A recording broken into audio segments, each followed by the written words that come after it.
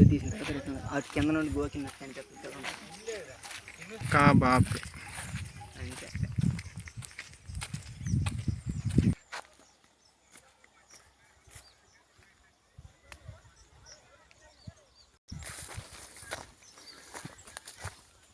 ఆ చెరువు కూడా డ్యామ్ తీసుకుని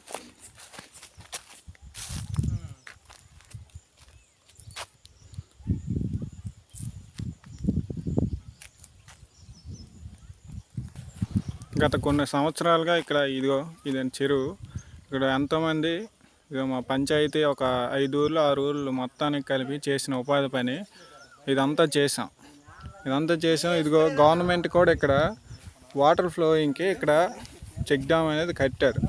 దీన్ని కూడా ఇప్పుడు ఏం చేస్తున్నారంటే ఎదుగోండి చెరువులో కూడా మట్టి వేసి కప్పేస్తున్నారు.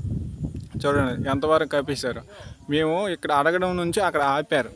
ఏంటి అంటే ఇదంతా మాదే అని, ఇది జిరాయితీ అని అంటున్నారు. జిరాయితీ అయితే మరి కొన్ని సంవత్సరాలు మేము చేస్తున్నాం ఉపాధి పని.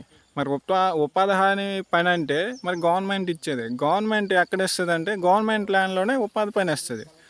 ఇప్పుడేం చేస్తున్నారు, వాళ్ళది అనుకుని వాళ్ళు మట్టి కప్పుకుంటారు అంటే ఇప్పుడు జిరాయితీ అని అన్నప్పుడు మరి ఉపాధి పని అలాగిచ్చారు.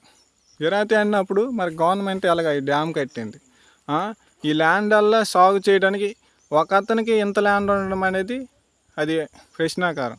దాన్ని బట్టి మీరే న్యాయం చేస్తారని కోరుచున్నాం. ఎన్నో ఏళ్ళుగా ఈ చెరువు కింద ఉన్న ఈ ప్లేస్ని ఎన్నో మొక్కలతోని పెంచి ఉన్నారు గిరిజనులు.